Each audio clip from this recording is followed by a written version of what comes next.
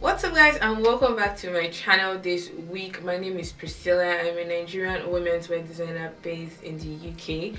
In this video I'm going to be showing you guys how to make the pattern for this really cool brocade blouse that I made.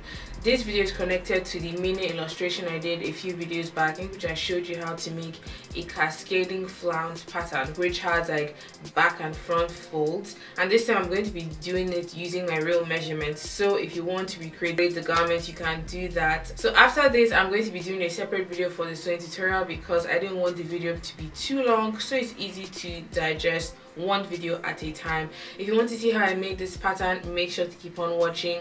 Join the DIY fam if you haven't already, and follow me on social media at KimDaveDesign. So let's just get straight to this video because I think it's going to be a good one. I'm excited to see how you guys respond to the video. Leave your comments and thoughts down below, and let's get straight into it.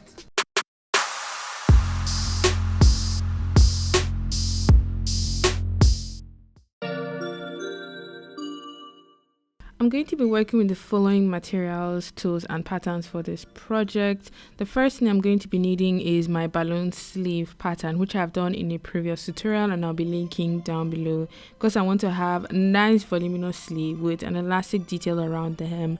I'll also be needing my front and my back bodice because we'll be making a blouse which covers the top half of your body.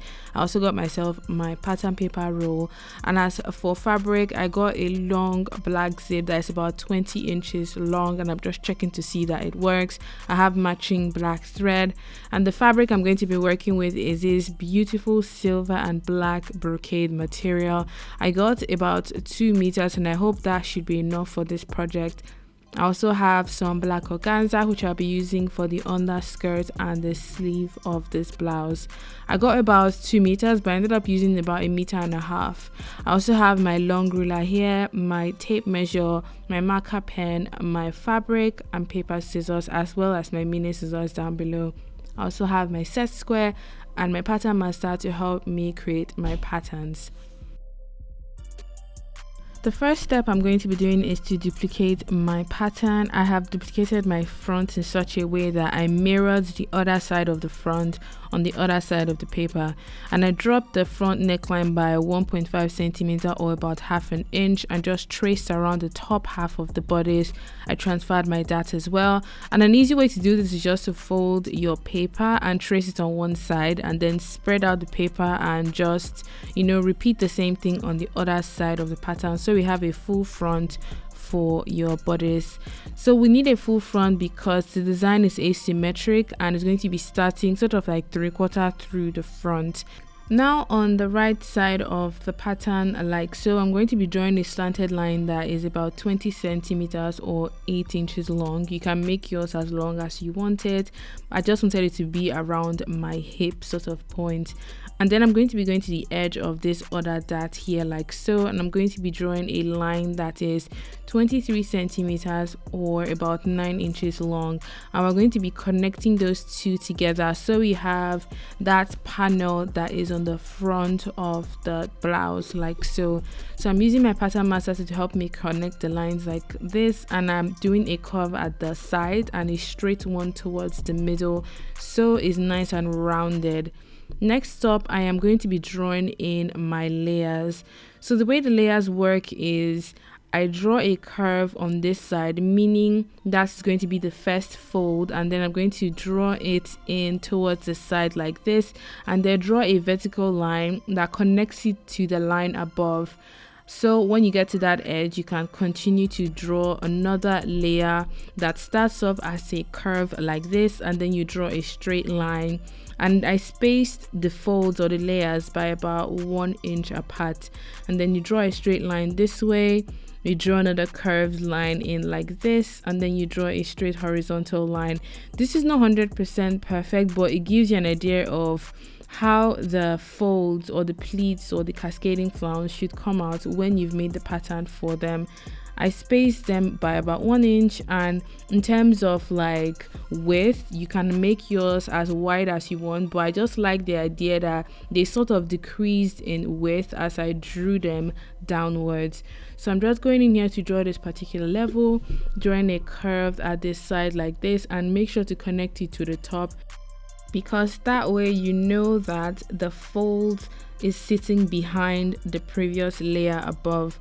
So by the time I make the pattern and fold it back in, this would make a lot more sense. But if you've seen that mini version that I did, I think this should sort of refresh or joggle your memory a little bit. So I did a rough sketch of what I wanted the blouse to look like, so I had a little bit of guidance, and you can make even more folds or layers, as many as you want. Just know the more layers you make, the longer the pattern is going to be.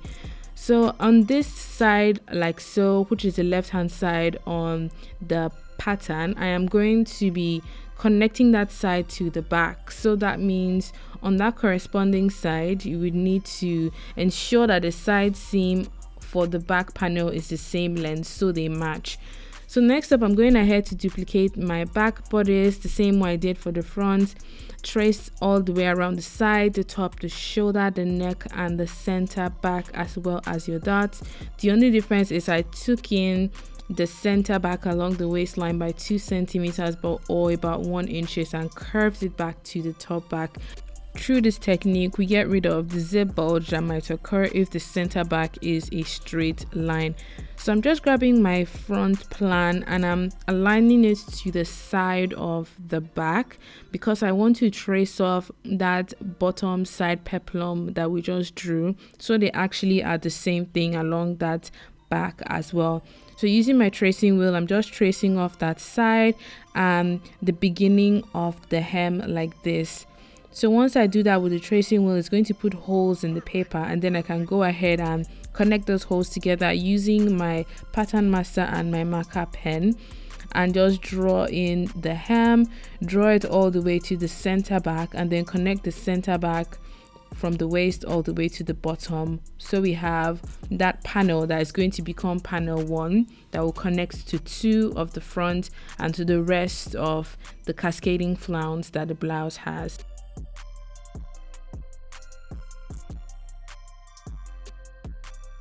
Now to the main event, which is to trace out the cascading flounce pattern. You will need to start from the back, which is panel 1, and we will not need the dot, so you have to fold in the dot like so and just tape it down, because if you trace off the panel with the dot, you're going to have to sew in the dot along that waist of the back panel for your cascading flounce pattern. So I'm just placing a fresh pattern paper on top like this, and I'm going to trace out the waistline, the center back line, the side, and the hem. So because of that sort of folded dot piece, you just have to be careful when moving the pattern paper around so you don't incur any errors as you do this particular step. So I'm just going in here to use my pattern master to draw in the hem, connecting the curved lines like so, and then that is going to become panel 1. So I'm just indicating where my center back is and where my first fold line is going to be. That fold line is going to be on the side of the blouse. So I'm going to take this particular piece and I'm just indicating panel 2 is the first front one, panel 3 is the one beneath it, panel 4, 5, 6, and 7. We have a total of 7 panels for this cascading flounce pattern. So like we did with the back, I'm just going in here to close off the dot because we don't want this cascading flounce piece to have a dot on it. And then I'm just taking that back one that we traced off on this big piece of pattern paper here, and I flipped it to the other side.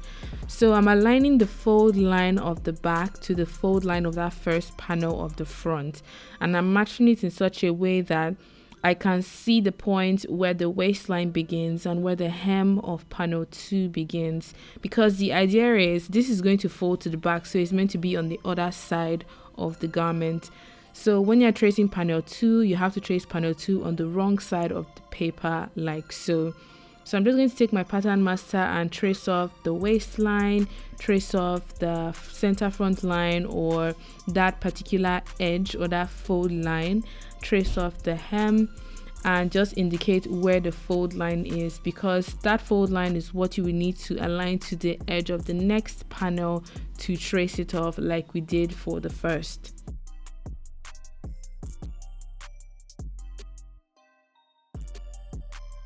Now that we're done with panel 2, we're going to indicate what side is the fold line, what side is the center front, and we're going to turn the paper to the reverse side, so to the original front that this pattern paper has, and we're going to align the fold line of panel 2 to the fold line of panel 3. So the idea and the way this thing works is if you start tracing panel 1 on the right side, the next panel will be on the wrong side, and then the panel that follows after that will be on the right side. So you trace one panel, you flip, you trace the other panel, you flip, back and forth like that, because the cascading flounce is folded inwards and outwards like so. So when you make the pattern flat like this, you have to respect that sort of principle if you want the flounce piece to come out that way. So once we're done with this particular panel, I'm just indicating where the fold line is like I did with the previous one, and I'm going to turn the pattern paper to the other side to do the next panel that follows, which is panel 4. So I'm just aligning the fold edge of panel 3 to the fold edge of panel 4, and I'm just matching it up like this so we can clearly see the bottom, the waistline, and the other edge, which is close to the center front. So I'm grabbing my pattern master like this, and I'm just drawing in my waistline this way.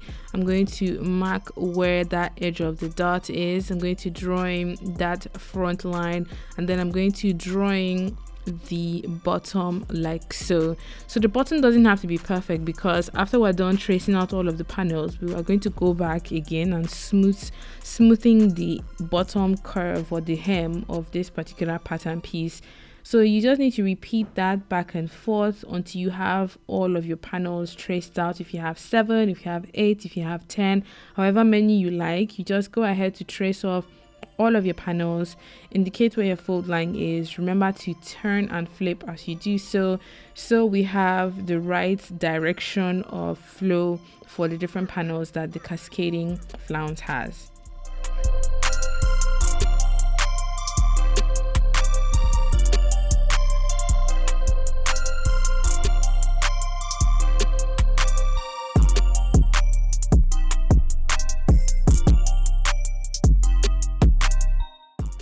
Once I'm done tracing all of my panels, I should have a pattern that looks like this.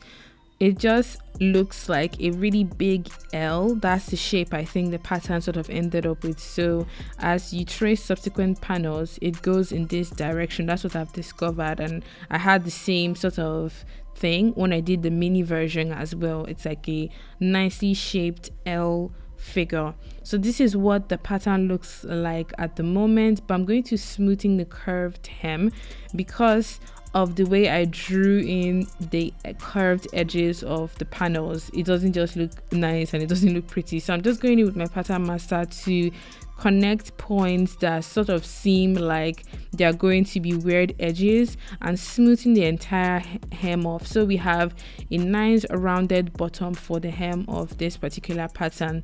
So I'm just finishing off this particular point using my pattern master and my marker pen, and afterwards I'm going to add a 1 centimeter seam allowance along the hem, along the back, which was the very first panel, along the waist, basically all the way around, because the way this is going to work is you will need to cut 2 so you don't have any raw edges or seams showing either at the bottom or at the top of this pattern piece when it's in fabric.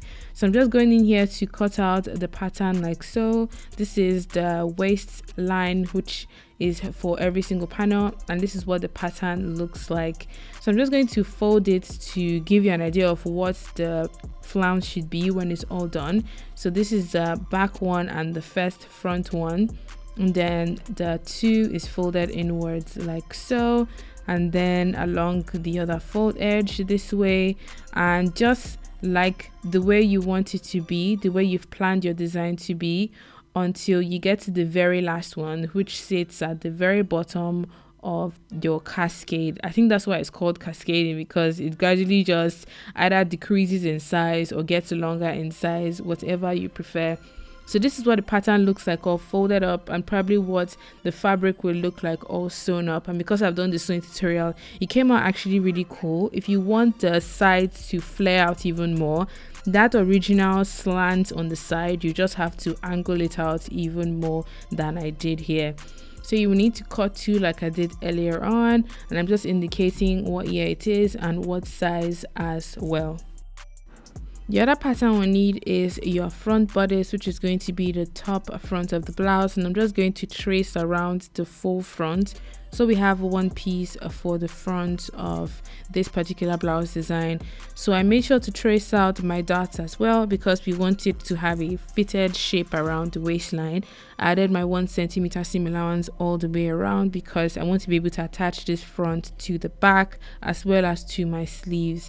So I repeated the same thing for my back. I just traced around the back top half plan, ignoring the bottom because we've already done that. I added my 1 centimeter seam allowance all the way around as well, adding 1 centimeter on the center back because that's where we're going to fix our zip, and including my dots in there as well. So once that is done, we have all of our patterns complete, and this is them laid out here. I have my balloon sleeve, which I have a tutorial for already. I have my cascading flounce, which looks like this, a very exaggerated sort of Nike mark. And the last piece of pattern I did was a big rectangle that was the dimension of your waistline, and then it was a little bit longer than the very first panel of the flounce. So I think it was about 34 centimeters or about 13 inches long. You can make yours even longer. I just wanted it to peek through from underneath the cascading flounce, so if I have tights on, it can cover my hip line a little bit. So this is my front, my back, and that is all you would need to do for this particular design in terms of pattern. I hope you guys enjoyed watching. If you did, please give this video a thumbs up, comment all of your thoughts, suggestions and ideas down below, and I'll see you guys in my next one. Bye.